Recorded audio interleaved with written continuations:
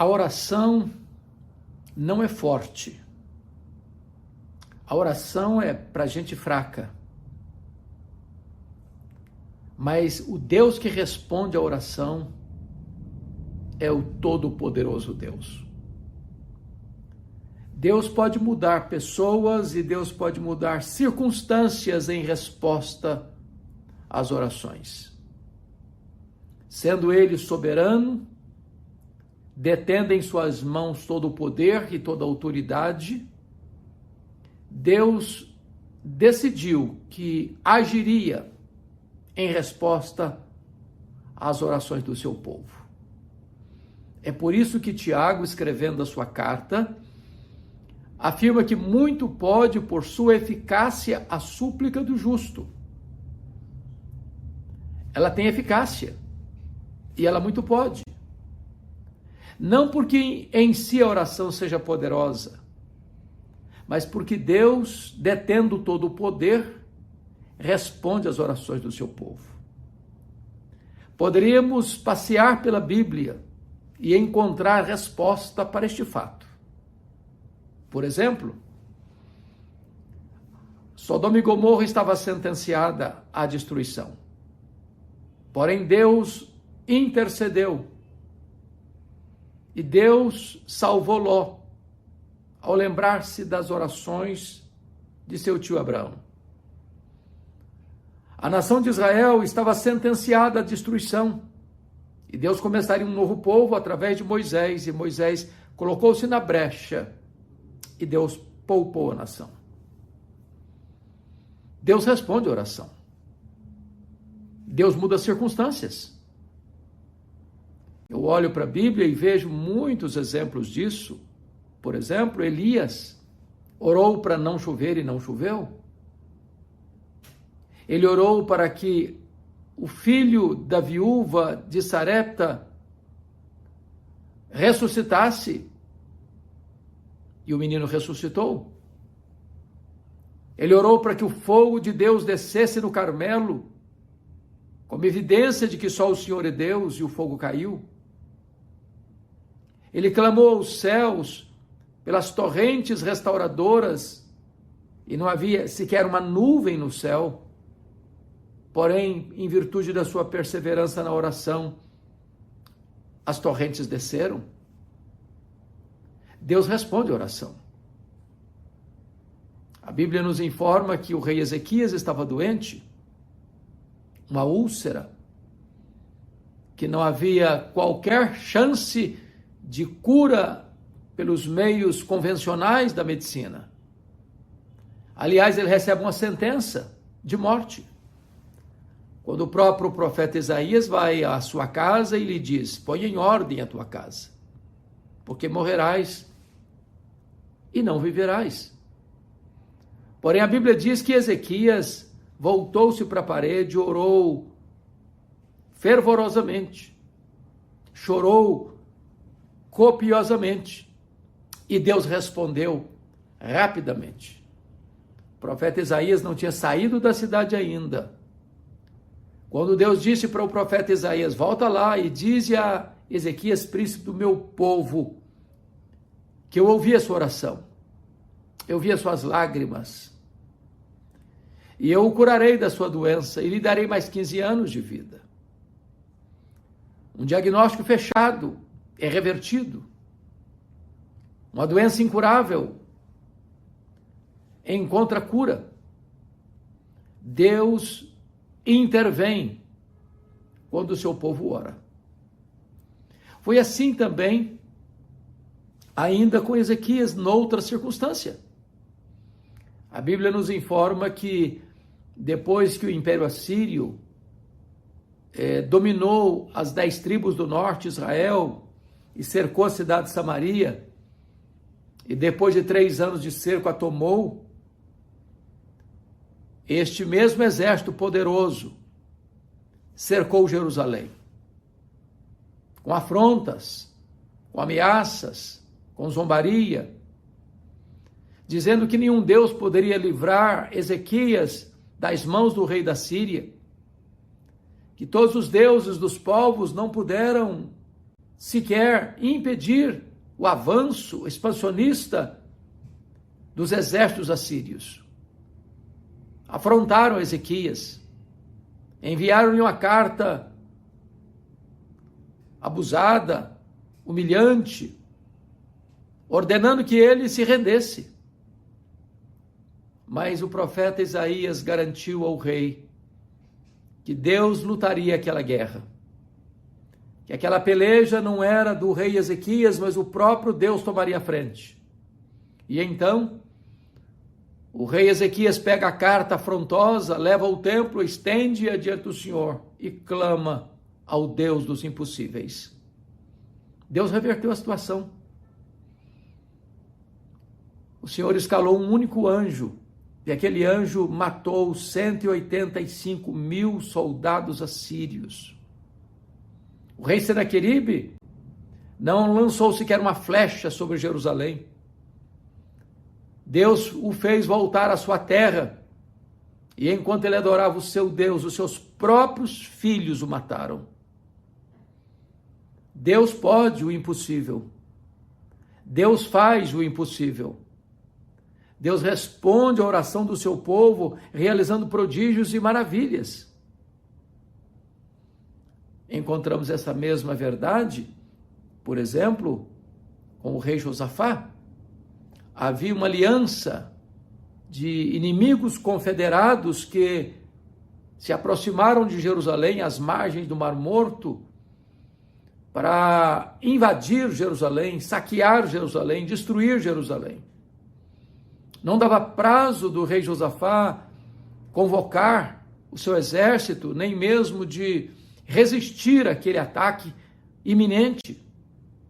Mas diz a Bíblia que ele temeu ao Senhor, que ele decretou um jejum em todo o Judá, e que ele orou ao Senhor, admitindo a sua fraqueza, a sua impotência, dizendo: Deus, nós não sabemos o que fazer, nós não temos forças para resistir a esses inimigos que vêm contra nós, mas os nossos olhos estão postos em Ti. Aquilo que o homem não pode fazer, Deus pode fazer. Aquilo que o braço da carne não consegue fazer, Deus pode fazer. Aquela doença que a medicina não consegue curar, Deus pode curar. Aquela guerra que nós não podemos ganhar, Deus pode entrar nela e vencer os nossos inimigos. Aquilo que o homem não pode realizar, Deus pode, porque para ele não há causa perdida, não há vida irrecuperável, não há doença incurável, não há algema tão forte que ele não possa quebrar. Ele é o Deus vivo, o Deus poderoso, todo-poderoso, e muito pode por sua eficácia a súplica do justo. Encontramos tantos exemplos ainda nas Escrituras. Por exemplo, quando Daniel foi vítima de uma trama dos governadores da Pérsia, dos sátrapas da Pérsia, criando uma rede para os seus pés, um laço para os seus pés, levando o rei Dario a assinar um interdito com o objetivo exclusivo de apanhar Daniel, que era íntegro, honesto e não negociava princípios e valores. E mesmo sabendo que o rei havia sentenciado todo aquele que não intercedesse, ou orasse, ou pedisse qualquer coisa, senão a ele e não a qualquer outro Deus, seria lançado na cova dos leões. Era um período de teste de 30 dias, e mesmo sabendo que ele estava sentenciado à pena de morte, Daniel continuou orando com as janelas abertas para as bandas de Jerusalém. Não houve outra alternativa a não ser lançá-lo na cova dos leões. A lei dos medos e dos persas não podia ser suspensa. Então, ele foi lançado. Mas Deus fechou a boca dos leões. E Daniel passou aquela noite protegido pelos leões. Eles não puderam atacá-lo. Deus o livrou na cova dos leões. Às vezes Deus não nos poupa dos problemas mas nos poupa nos problemas. E aqui tem um exemplo do poder de Deus através da oração, que fecha a boca de leões. Antes dele, lá na Babilônia, os seus 3 amigos foram sentenciados à fornalha de fogo ardente.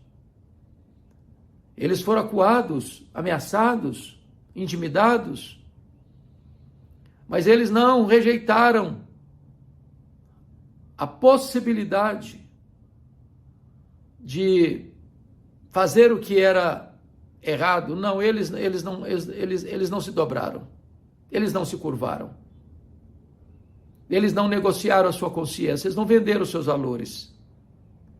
Eles disseram para a maior autoridade política do mundo: se o nosso Deus quiser nos livrar, Ele tem poder para nos livrar. Mas se Ele não quiser nos livrar, nós não serviremos aos seus deuses, nós não nos curvaremos diante da imagem que tu levantaste. Estamos prontos a morrer, mas não a pecar. Esses homens confiaram em Deus, eles oraram e Deus não permitiu que as chamas tostasse sequer um fio de cabelo. O Senhor enviou o 4º homem e passearam na fornalha. A fornalha só queimou as suas amarras, mas não chamuscou sequer uma peça de seu vestuário. Esse é o Deus que ouve oração. Esse é o Deus que responde oração. Quando nós vamos para o Novo Testamento, as verdades são as mesmas. Deus faz o impossível em resposta à oração. Deus honra a fé, que honra a Deus.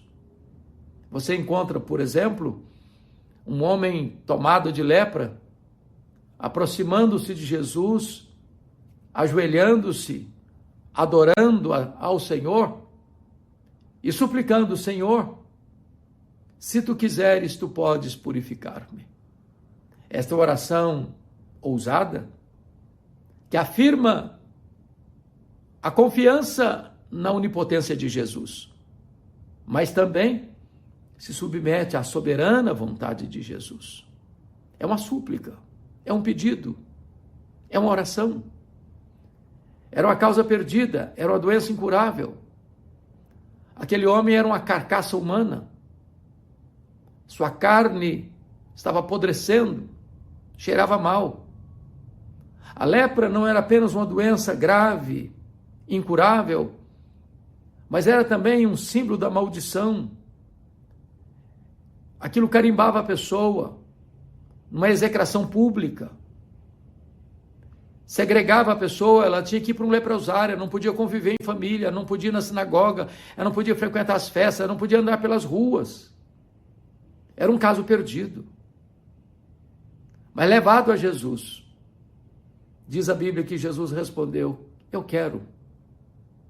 Fica limpo. Tocou, cheio de compaixão. E aquele homem ficou limpo. A sua carne foi regenerada. O seu corpo foi refeito. A doença foi curada. E o milagre aconteceu. Você encontra em Atos 12 o apóstolo Pedro preso na prisão de segurança máxima de Herodes Agripa I. Aguardava apenas o final da festa da Páscoa para Pedro ser executado. Tinha 4 escoltas de 4 soldados cada uma. Pedro estava algemado, numa prisão de segurança máxima. A igreja, entretanto, orava por ele. E enquanto a igreja orava por ele, na última noite antes da sua execução, Deus enviou um anjo que acorda Pedro, que quebra as algemas de Pedro, que ordena Pedro a colocar sua sandália, sua túnica, e eles saíram, sem que os guardas percebessem, com as portas das prisões fechadas. Quando saem para o pátio da prisão, o portão de ferro abre automaticamente, e Pedro é liberto da prisão. Mas o rei Herodes Agripa I é morto por um anjo do Senhor. Não sabemos se é o mesmo anjo que libertou Pedro foi quem executou Herodes. Mas a história nos prova um fato: Deus responde às orações. Poderíamos recorrer, por exemplo, a Atos 16. O apóstolo Paulo e Silas estão presos, jogados num cárcere interior, numa cidade que é colônia romana, a cidade de Filipos, na Macedônia. E eles foram açoitados em praça pública. E eles, ensanguentados, foram jogados no cárcere, com os pés no tronco. Mas esses homens, longe de se renderem aos maus tratos, se insurgirem contra Deus, ou proferirem impropérios, eles oravam e cantavam à meia-noite. E Deus responde à oração deles. E um terremoto abala as estruturas da prisão. As algemas se rompem, as cadeias se partem, o tronco não mais os oprime, eles estão livres. E então, o carcereiro desesperado, ao ver a cena, responsável por aqueles prisioneiros, pega a sua espada para se matar. E Paulo responde, e Paulo grita do interior da prisão: não te faças nenhum mal, porque todos nós estamos aqui. E aí acontece o milagre da conversão do carcereiro. Em resposta às orações do apóstolo Paulo e do profeta Silas de Jerusalém, Deus responde às orações. Eu não sei quais são as suas causas. Eu não sei quais são os problemas que você enfrenta. Talvez enfermidade, talvez problemas financeiros, talvez uma crise no seu casamento, talvez um filho que se desviou, ou que mudou o seu comportamento, que trouxe tanta dor, tantas lágrimas, tanta angústia para o seu coração. Talvez você está vivendo uma situação de depressão, de ansiedade, de medo. Talvez você está com o tanque vazio, andando na reserva, sem ânimo para prosseguir. Quem sabe você não vê uma janela de escape, uma porta de fuga, uma luz no fim do túnel. Talvez você se sinta no fundo do poço, assolado pelo pecado, atormentado pela culpa, prisioneiro de vícios e mazelas. Talvez você não vê nenhuma chance de escapar dessa, mas eu clamo e conclamo você: volte para Deus, fale com Ele, abra o seu coração, despeje a sua dor na presença dEle, lança o seu fardo aos pés dEle. Ele ouve a oração, Ele vê, Ele ouve, Ele lembra, Ele age. Quando o povo de Israel estava oprimido no Egito, trabalhando em pesada servidão, sob o açoite da chibata, diz a Bíblia que o povo gemia e clamava a Deus. E diz a Bíblia lá em Êxodo capítulo 2, que Deus viu o sofrimento do seu povo, que Deus ouviu o clamor do seu povo,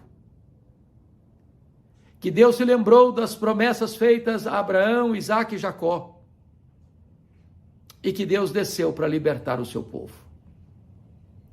Não há causa tão difícil que Deus não possa resolver.